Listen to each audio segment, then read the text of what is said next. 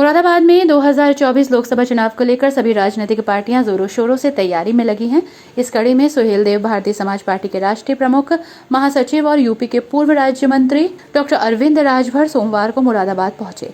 मुरादाबाद पहुंचने पर पूर्व राज्य मंत्री डॉक्टर अरविंद राजभर का सुहेल देव भारतीय समाज पार्टी के कार्यकर्ताओं ने जोरदार स्वागत किया। लाइन पार इलाके में आयोजित कार्यक्रम में मुख्य अतिथि के रूप में पहुंचे डॉक्टर अरविंद राजभर ने संगठन की मंडलीय समीक्षा की और साथ ही लोकसभा चुनाव को लेकर कार्यकर्ताओं में जोश भरा और आगामी 2024 लोकसभा चुनाव को लेकर कार्यकर्ताओं को चुनावी तैयारियों में जुट जाने का आह्वान किया। इस दौरान मीडिया से रूबरू होते हुए पूर्व राज्य मंत्री डॉक्टर अरविंद राजभर ने कहा कि सुहेल देव भारतीय समाज पार्टी लगभग 1.5 महीने से संगठन की समीक्षा जनपद और मंडलीय स्तर से कर रही है। पूर्वांचल की समीक्षा करते हुए मध्यांचल और मध्यांचल की समीक्षा करते हुए पश्चिमांचल की समीक्षा करते हुए 4 दिन से प्रवेश कर रहे हुए हैं। वहीं आगरा और अलीगढ़ मंडल की समीक्षा की गई है। कल मेरठ और सहारनपुर मंडल की समीक्षा ली और आज मुरादाबाद मंडल में हम हैं। यहाँ संगठन की समीक्षा की, संगठन में क्या क्या कमियां रही, संगठन का विस्तार कितना हुआ, इसके बारे में बताया गया। इसके साथ ही 2024 जो लोकसभा का चुनाव आ रहा है उसको लेकर कार्यकर्ताओं को अवगत कराया गया। सुहेल देव भारतीय समाज पार्टी एनडीए का हिस्सा हो चुकी है, भारतीय जनता पार्टी के साथ हो गई है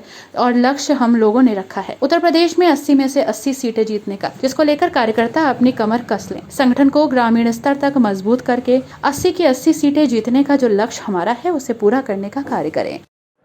देखिए, सुहेल देव भारतीय समाज पार्टी लगभग 1.5 महीने से उत्तर प्रदेश में संगठन की समीक्षा जनपद और मंडलीय स्तर कर रही है। पूर्वांचल की संगठन की समीक्षा करते हुए मध्यांचल से आज हम पश्चिमांचल में 4 दिन से प्रवेश किए हुए हैं। अभी हमने आगरा की समीक्षा बैठक ली, आगरा मंडल और अलीगढ़ मंडल की समीक्षा लिया। अभी कल मैंने मेरठ मंडल और सहारनपुर मंडल की समीक्षा लिया और आज मुरादाबाद मंडल में हम हैं। यहाँ संगठन की समीक्षा लिया, संगठन में क्या कमियां रही हैं, संगठन का विस्तार कितना हुआ है, इसके बारे में हमने बताया। इसके साथ साथ 2024 जो लोकसभा का चुनाव आ रहा है, इनको ये अवगत कराया गया है कि सुहेल देव भारतीय समाज पार्टी अब एनडीए का हिस्सा हो चुकी है, भारतीय जनता पार्टी के साथ हो गई है। जो लक्ष्य हम लोगों ने रखा है कि उत्तर प्रदेश में 80 की 80 सीटें जीतने का, इसके लिए कार्यकर्ता कमर कस लें, अपने संगठन को ग्रामीण स्तर तक मजबूत करके 80 की 80 लोकसभा जीतने का जो संकल्प हमारा है उसको पूरा करने का काम करें। एक तरह से माना देखिए, सुहेल देव भारतीय समाज पार्टी काम पर विश्वास करती है और सुहेल देव भारतीय समाज पार्टी के कार्यकर्ता भी काम पर विश्वास करते हैं। भारतीय जनता पार्टी से जो गठबंधन हुआ है वो गठबंधन बहुत आसानी से नहीं हुआ है।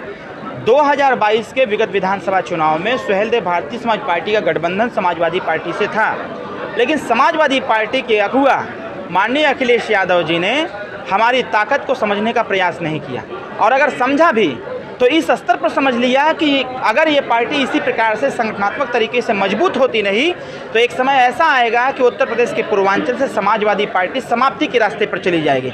तो सुहेल देव भारतीय समाज पार्टी की बढ़ती ताकत से भय खा करके अखिलेश यादव जी ने हमसे तलाक ले लिया और हमने तलाक भी दे दिया।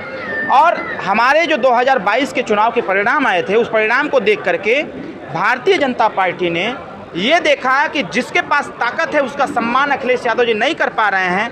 माननीय देश के गृह मंत्री और माननीय प्रधानमंत्री जी ने 2 कदम आगे बढ़ के हमारी ताकत का सम्मान किया, हमारे नेता को गले लगाया और गले लगा करके विगत 18 तारीख को देखिए, कहीं न कहीं इस बात की चर्चा हम लोग हमेशा करते रहे हैं कि कुछ ऐसे अधिकारी हैं जो बिना पैसे का काम नहीं करते हैं। तो इसकी शुरुआत समाजवादी पार्टी के सरकार से हुई, क्योंकि अखिलेश यादव जी इस बात की चर्चा हमेशा करते हैं कि जब तक थाने पर पैसा नहीं लिया जाएगा तो काम करने का मतलब क्या निकलेगा। जो टेंडेंसी अखिलेश यादव ने दे रखा है उसी को धीरे धीरे ख़त्म करने का प्रयास किया जा रहा है। वो भ्रष्टाचार कहीं हमारे पार्टी के संगठन में आ जाए, इसलिए हमने कार्यकर्ताओं को सूचित किया और बताया कि इस भ्रष्टाचार को रोकने का काम करिए, जिस भ्रष्टाचार को लेकर के भारतीय जनता पार्टी लड़ाई लड़ती है। तो आप ये मानते हैं कि जो भ्रष्टाचार सपा सरकार में शुरू हुआ था वो भाजपा में भी कायम है? अब जो काम लगातार चल रहा है उस पर तो पूर्ण विराम लगाने की आवश्यकता है। योगी जी, माननीय मुख्यमंत्री जी इसका प्रयास कर रहे हैं, मैक्सिमम प्रयास में वो सफल भी हैं। कुछ दिन और लगेंगे, वो भी पूर्ण रूप से विराम हो जाएगा, भ्रष्टाचार का नामो निशान समाप्त हो जाएगा।